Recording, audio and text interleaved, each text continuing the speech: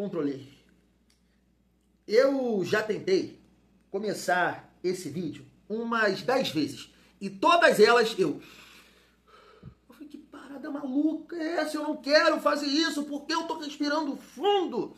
Inconsciente. Ai, meu Deus. E assim, família? Poxa, não é soberba, tá? Não é. Era confiança. Mas eu não imaginava começar esse vídeo dessa forma, nessa segunda-feira. Não passava pela minha cabeça. Momento, jogadores, o adversário, sem o principal jogador, não passava pela minha cabeça. Perder, não passava. É assim, dentro do possível, bom dia. Uma excelente segunda-feira, um dia abençoado para todos nós. Vamos torcer, né, para que esse mês de novembro possa acontecer da mesma forma que foi outubro, né? A gente iniciou o mês perdendo, mês passado, e depois foi uma sequência de vitórias. Claro, esse mês é bem mais difícil, né? Botafogo, Bahia fora, Grêmio fora, entre outros times que eu não lembro. Mas assim, família, eu não vou ficar aqui romantizando derrota. Não dá, né? Porque era um jogo que o Vasco não tinha o direito de perder. Não tinha esse direito. Pelo momento do adversário, por ser um confronto direto. A rodada ajudou, principalmente quem está acima do Vasco. O Botafogo empatou, o C perdeu e o Vasco perdeu para o São Paulo. Mas assim, eu até mandei mensagem para um amigo que estava lá em São Januário para saber a percepção dele, da torcida, em relação de quem estava ali presente, né? Ao vivo no jogo, o calor da emoção, porque eu vi uma galera dos cortes que apareceram aqui pra mim, e eu até vou reagir aqui com vocês. E assim, família, nada de polêmica. Eu não tô aqui pra tentar queimar alguém, botar algum torcedor contra determinada pessoa, até porque isso não é uma questão política, SAF, candidato, não, é uma visão de bola. É uma visão de bola. Não existe certo ou errado na minha opinião, tá? Não existe. Existe a sua opinião e eu tenho a minha opinião. Cada um tem uma forma de analisar o que aconteceu no dia de ontem. Eu debati com um amigo ontem, né? E até peço desculpa lá se eu ofendi ele de alguma forma, que foi o Ronald. Abraço, Ronald, estamos juntos, mas foi um diálogo ali show dentro da situação, né? Porque perder nunca é legal, nunca é bom. Mas assim, eu vi a análise do Chile 500 Dias e do Lucas, do canal do Gigante, que eu achei, cara, sim, eu concordo ali com algumas coisas, mas usaram termos assim pesados, pesados. Repito, não vou romantizar derrota, não dá pra fazer isso. Mas cara, sabe, o Vasco até ontem tava ali junto com o Palmeiras e Mirassol. As melhores campanhas do segundo turno. É pra isso tudo. Tem muita coisa pra ajustar, tem muita coisa pra corrigir. Mas eu ouvi termos como o vascaíno hoje foi feito de palhaço. É pra isso tudo? É uma questão de visão. A gente vai debater isso aqui hoje, além de, claro, falar do Vasco dentro de campo. A gente tem aqui também uma resposta do Diniz em relação às mudanças. Quero falar do Barros, né? Tietê também, que eu vi aqui algumas postagens. Arbitragem, porque eu estava vendo lá a Jovem Pan de São Paulo falar sobre o lance do PH e, como eu disse, eu acho que não pontuei aqui. Vamos reagir o Chile 500 Dias, o Lucas e também o Fábio Azevedo para a gente debater aqui se essa também é a visão de vocês em relação à partida de ontem, família vascaína. Então, dá aquela força pro Thiagão, se inscreve aí no canal se não for inscrito, deixa o like, ativa o sininho, hypa o vídeo para estar fortalecendo o trabalho do Thiagão. E fecha com a Golcase, que é parceira aqui do canal Vasco em Família, né? Go Black Friday, é isso mesmo, família vascaína. Tá aqui o nosso QR Code, tá aqui também o nosso cupom. E chegou o momento de você comprar na Golcase. Capinha, linha térmica, mochila, mala para viajar, várias promoções no site da Golcase. Eu peguei uma aqui para te mostrar, família. Olha só, piscou, perdeu. Essa garrafa aqui, o Fresh, né, tá aí, ó, de 259 por 129,90. É isso mesmo. Ainda tem o desconto do cupom Família Vasco. Então fecha aí com a Golcase que você vai estar fortalecendo demais o trabalho do Thiagão. Vamos lá, vamos seguir aqui a nossa resenha, e claro, destacar a classificação do Campeonato Brasileiro. O Vasco tá na 9ª colocação, como perdeu uma rodada terrível, né? O Corinthians acabou encostando, tá com 42. O Vasco, infelizmente, aqui não conseguiu encurtar a distância para o Botafogo e para o Fluminense. A gente tinha aí a possibilidade de ganhar do Botafogo, né? Sonhar com essa vitória, ganhando ontem, passar também o Botafogo, aproveitar a sequência difícil que o Fluminense tem pela frente. Infelizmente o Vasco perdeu. Dessa forma também, claro, o São Paulo acabou ultrapassando o Vasco aqui, chegando a 44 pontos. Mas assim como o Diniz disse na coletiva, dá para sonhar com a pré-Libertadores. Ele falou que, né, não, dá pra gente, né, eu sei que ficou mais difícil, mas dá para classificar direto. Não, eu acho muito difícil. Acho muito difícil, mas com a pré-Libertadores dá sim pra gente sonhar. Família, deixa aqui eu destacar alguns comentários também da galera que comentou aqui no nosso vídeo de pós-jogo, porque a gente consegue falar de alguns atletas dessa forma. E aí, basicamente é isso o vídeo, né? As reações dos torcedores do Vasco e a gente vai pontuando aqui cada atleta. Fechou? Teve um amigo que, meu celular aqui não tá contribuindo direito, que cortou aqui, não tem o nome dele aqui, mas ele comentou assim, ó, faz mais react aí, pedindo overhat de titular. Satisfeito com o segundo tempo dele? Não tem noção? Eu aviso ou vocês vão falar com ele aqui? Por que ele tá falando isso pra mim? Tô entendendo. 2 pontos. Eu não defendo, né, a titularidade do overhat, todo mundo sabe aqui. E o outro ponto, tá vendo aí, é por esse tipo de torcedor aqui, que eu não tô assim criticando, nada não, mas é por esse tipo de torcedor que há esse debate em relação ao overhat. O overhat não fica culpado de nada. De nada. Ah, não contribuiu? Sim, a bola não chegou. O cara é centroavante, a bola não chegou. Eu tenho essa visão. Eu não culpo o overhat por nada ontem. A bola não chegou. Bola aérea, os caras, né, se defenderam bem, e o cara tá aqui criticando o overhat. Meu Deus, eu faço react defendendo o overhat como titular?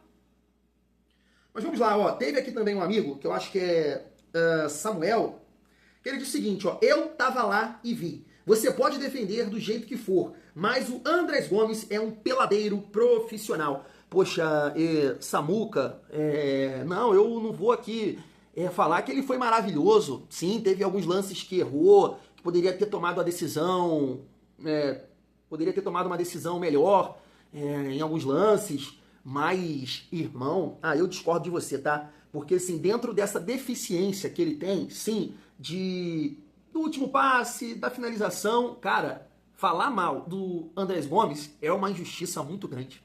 Porque ele, na frente, ele foi o melhor. No primeiro e no segundo tempo. Mas foi o melhor. Sei que muita gente vai pontuar a atuação do Coutinho, mas, pô, o cara participou, o cara tentou, o cara brigava, disputava sem bola. Poxa, errou, sim, não tô aqui falando que ele foi maravilhoso, mas, pô, acho que você tá sendo muito exigente, tá? E só pra destacar aqui também o comentário do Johnny, que ele falou assim, ó, uma coisa que eu ia comentar, mas deixei de lado, é que o Nuno vem matando desde o jogo contra o Palmeiras. Fez um gol recente, mas tudo que tenta dá errado ou atrapalha jogadas. Assim, também, não vou aqui destacar que o Nuno foi bem. Realmente, eu acho que do quarteto ali na frente é o que menos está produzindo, tanto que eu falei aqui, se for para colocar o Verratti, tem que ser no lugar dele, né? Debati isso aqui com vocês, mas manter a calma, gente, manter a calma, não vamos pegar essa derrota e começar a achar culpados e que tem que, né, modificar. É que eu tô falando, eu vou destacar aqui mais 2 comentários, né, em relação ao Tietê, tá? Eu vi uma página comentando assim, ó, foi péssimo no jogo contra o São Paulo, sem ânimo, sem força no chute e morto dentro de campo. Tietê, que chegou e ainda não mostrou identificação, né, com o Vasco. Também não vou defender. E assim, família, fica difícil defender uma galera, porque o Vasco não fez uma grande partida. Mas é pra isso tudo? É pra isso tudo? Esse é meu ponto, sabe? Aqui, ó, por exemplo, eu não conheço, eu não acompanho, né, as postagens dele. Eu lembro que alguns canais, né, destacavam que ele fazia live naquela época ali de 777 e tudo mais. Ele defendia, assim, no sentido do associativo e tudo mais. E, assim, eu acho um absurdo, né? Defender qualquer coisa em relação à venda do Vasco naquela ocasião, porque quem estava comandando o Vasco, sabe, não entregou nada. Sim, para ser bem tranquilo, né, no que a gente entende o que foi a gestão do Salgado para o Vasco. E aí, cara, eu vi essa postagem aqui, olha só, do Daniel Couto. Muito oba-oba e pouco futebol. Futebol é dentro de campo. Torcida e jogadores subiram em um salto descomunal. Vamos ver se agora aprendem alguma coisa. Com exceção do goleiro e 2 zagueiros, todos esqueceram o futebol lá na puta, menos festinha e mais futebol. Cara, eu entendo, assim, não tô falando que ele tá falando nenhum absurdo não, tá? Eu sei porque, assim, tem muita gente que vai nessa linha aqui de raciocínio. Mas eu tô aqui tentando imaginar, tentando pensar. Cara, até ontem, o Vasco tava ali com o Palmeiras, Mirassol, no retorno. Na parte de cima. Tava atrás do Palmeiras por saldo de gols, eu acho que é isso. Perdeu ontem. Tudo uma merda? Oba, é isso? É aquilo? Cara, eu não consigo ver dessa forma. Eu não consigo ver dessa forma. Repito, não vou romantizar a derrota. O Vasco não poderia, o Vasco não tinha o direito de perder no dia de ontem. Mas acontece. Infelizmente acontece. Infelizmente. E aí a gente vai, né, resenhando aqui sobre as reações da galera que eu falei com vocês e vai debatendo um pouco mais sobre essa partida. Se liga só. Ruim, atuação decepcionante para o seu torcedor agora. Tem momentos que é importante até perder. Porque o Vasco vive um momento legal, a gente entra muito na onda, feliz, aquela coisa toda, semana positiva, porém, volta para a realidade, sabe? É evento ali, é festa lá, é receber fulano, cicrano, é assim, é o CD. De repente voltar um pouco à realidade, que o Vasco agora tem 7 jogos para brigar por uma vaga no G7. Porque o Vasco hoje fez uma partida como outrora fazia. E eu dizia, e eu até poderia dizer, o Vasco, por exemplo, empatou com o Grêmio em São Januário, teve várias chances de gol, mas não jogou como jogou hoje. O Vasco hoje jogou nível jogo do Corinthians. Jogamos muito mal, mas muito mal. Desorganizado, espaçado, sem ímpeto, sem vontade. Até digo, achei até alguns jogadores cansados. Eu vi o Piton no primeiro tempo ofegante, sabe? O Ryan, sem aquele arranque, sem aquele punch todo. O Felipe Coutinho, coitado. O Felipe Coutinho teve que sair porque ele estava fazendo tudo. Jogar de volante. O Felipe Coutinho até cobertura no primeiro tempo fez. Então, o time do Vasco hoje foi um time que correu mal, um time que se posicionou mal. O trabalho do seu treinador não foi bom.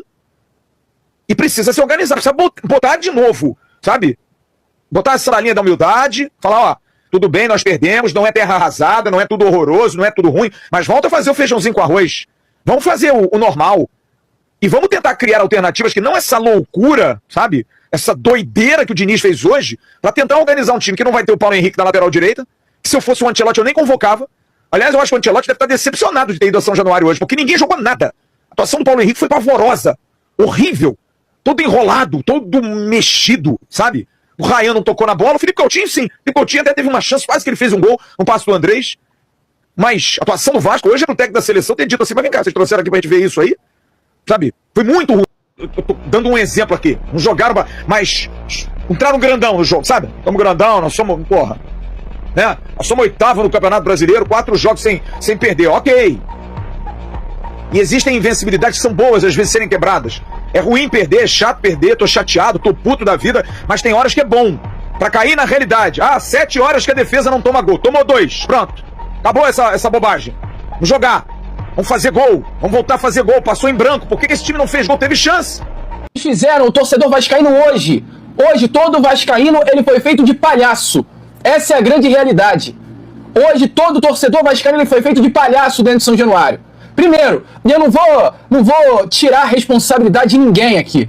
O que o Vasco da Gama hoje, como equipe, como time, como elenco, fez dentro de São Januário foi uma vergonha. Uma vergonha. Não adianta vencer 4 partidas seguidas para hoje ter esse desempenho pífio dentro de São Januário. O Vasco da Gama ele não entrou em campo. O Vasco da Gama ele não quis jogar futebol hoje. O Vasco ele quis fazer qualquer coisa dentro de campo, menos jogar futebol. O Vasco não entrou em campo nessa noite de domingo. O Vasco levou hoje para São Januário mais de 20 mil torcedores para ver uma bagunça dentro de campo. Uma loucura, uma desorganização. Eu não sei se foi a presença do Ancelotti que fez com que o time, de uma forma geral, não jogasse. E fez com que o técnico Fernando Diniz também automaticamente bagunçasse o Vasco todo. Porque o Coutinho, que já era para ter saído aos 15, 10 minutos do segundo tempo, ele ficou. A substituição que todo jogo Diniz costuma fazer, de tirar o Coutinho porque cansou o Matheus França, hoje não fez. Nitidamente não fez. Porque o Ancelotti estava lá. E o Fernando Diniz quis dar minutagem pro Coutinho.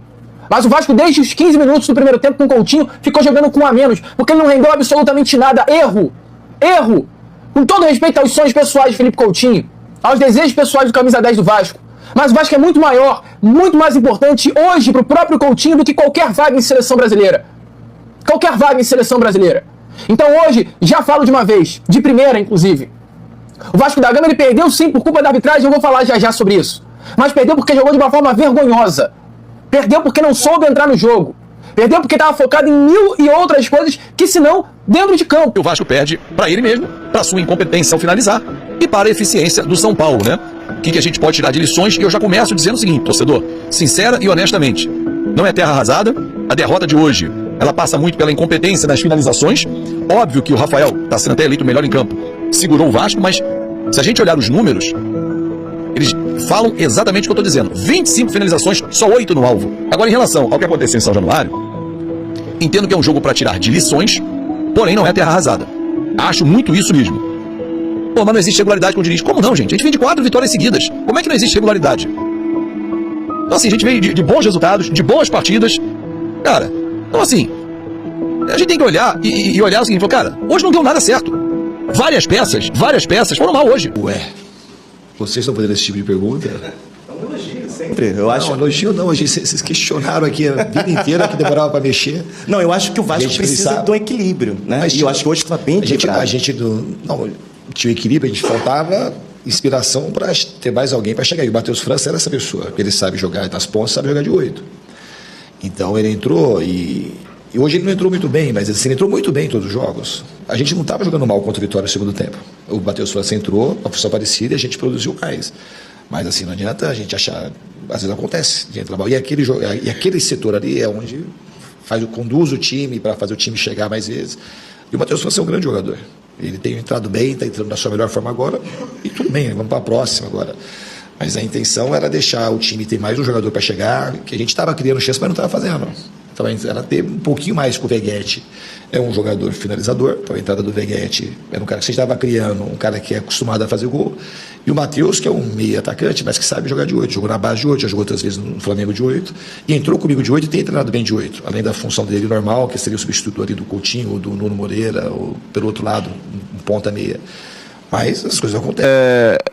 Não foi um erro crasso, foi um pênalti de interpretação, mas eu não marcaria também. Para mim não foi pênalti, mas assim, não é aquele escândalo. Nossa, olha o pênalti marcado, que erro absurdo. Não acho, é o tipo de pênalti que se marca muito no futebol brasileiro, que eu geralmente, quando eu tô nas transmissões... E aí, família, a visão de vocês sobre essas análises? Porque assim, eu penso muito parecido com a do Fábio Azevedo, e eu discordo muito do Flávio Dias e do Lucas. Sim, concordo com a situação do Coutinho, acho que ele deveria ter saído, acredito que o Flávio está certo na questão de ninguém jogou ao ponto de ser convocado. Agora, falar de postura, que o Vasco não jogou bola, isso e aquilo, eu discordo, cara. Eu discordo totalmente, porque eu vou te dar um ponto aqui muito importante, tá? O Vasco, ele vem jogando muito bem. O Vasco, ele vem conquistando resultados. Como eu disse, o Vasco era um dos melhores times do retorno. E isso traz também um olhar do adversário, um respeito do adversário, um jogo de muita imposição, de muita correria, porque se a gente não correr, o Vasco não ganha, a gente não vai ganhar do Vasco, porque os caras estão num excelente momento técnico, então vamos correr, vamos disputar. E foi isso que o São Paulo fez. Tá? Mas não acho que faltou entrega dos jogadores do Vasco, não acho que o Vasco não jogou bola, não fez uma grande partida. Agora, não dá pra colocar na conta do resultado que o Vasco não tentou vencer. Se você pega a partida do Fluminense contra o Ceará, aquilo ali é o retrato de um time que não tentou nada, absolutamente nada pra vencer a partida. Ontem o Vasco fez sim. O Vasco criou situações sim pra vencer. E, infelizmente, não conseguiu concluir em gol. Então a gente tem que entender a diferença disso aí. Poxa, falar que não teve entrega, que teve salto alto, que teve oba-oba ontem, não, poxa. Não, aí assim, cara, respeito, mas fica estranho a análise. Porque que jogo é esse, cara? O São Paulo teve contra-ataques? Sim. Teve duelos que venceu? Sim, poxa, o São Paulo. A gente não tá falando de qualquer equipe aqui, não. A gente não tá falando de um time da Série C, é isso aí, futebol brasileiro é isso. O Vasco não vai dominar, não vai deixar o adversário criar nenhuma oportunidade. Gente, analisa o contexto do jogo. Era um time postado, que se defendeu muito bem, que correu muito. Vocês viram os zagueiros do São Paulo como é que saiu do jogo? Os caras ficaram no chão, com a perna esticada lá, que correram, foi um nível de atenção muito alto, porque o Vasco impôs isso a eles. O Vasco tentou ganhar a partida, só que foi um dia infeliz, tecnicamente falando, de vários jogadores, e a sorte não estava do nosso lado. Porque se a bola do Ryan entra, se o Andrés Gomes acerta o passe ou finaliza de uma maneira lá na gaveta, que o Rafael estava meio no chão assim, poxa, o jogo poderia se desenhar de uma outra forma, o São Paulo tendo que sair mais, e aí a análise seria outra aqui. Ou até mesmo se vencesse a partida, ia estar com uma outra resenha. Então a gente precisa ter muita calma para, de fato, não romantizar a derrota, mas da maneira que as pessoas estão colocando aqui, e eu entendo que tem muita gente que vai concordar tanto com o Flávio quanto o Lucas, poxa, a gente vai esquecer de tudo que foi feito até aqui. Não Não pode assim de forma nenhuma. Eu discordo plenamente que o nível de atuação foi tipo igual ao Corinthians, não foi. O Vasco não perdeu duelos assim, não perdeu, não foi um time que cedeu tantas oportunidades assim, não cedeu. Dentro de uma partida de 90 minutos, teve o lance do Tapia, teve sim ali no segundo tempo também. É porque o São Paulo, gente, a gente não pegou nenhum time, sabe? Vai ter esse nível aí de competitividade. Estão tratando o São Paulo como o quê? Como CSA? Não. O Vasco tinha que ter ganhado ontem. Tinha. Mas é difícil ganhar do São Paulo. O Palmeiras não teve muita dificuldade de ganhar, ganhou com erros de arbitragem. Não foi assim? Mas foi em casa. Não interessa. A gente não tá falando de um time que é ruim.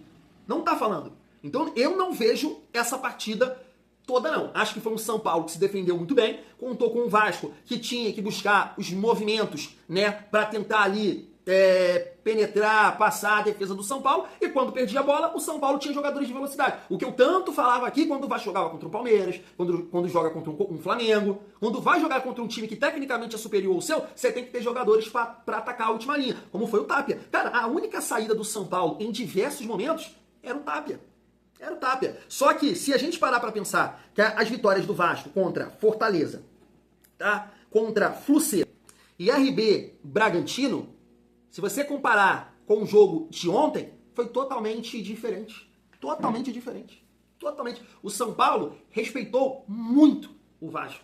Muito o Vasco. Se defendeu e correu muito para marcar o Vasco. O Crespo falou isso na coletiva. Infelizmente, o Vasco não estava num dia bom. Errou muita coisa, muito passe, finalização, não entrou, porque um gol do Vasco poderia ter mudado o contexto do jogo. Poderia ter mudado. Então, respeitosamente, eu vou discordar muito, né, dessa coisa que o Vasco salto alto, o Vasco foi muito mal, o Vasco fez os torcedores de palhaço. Poxa, é de um exagero muito grande. Repito, não vou romantizar a derrota, mas pera lá, cara, pera lá, a gente tem que...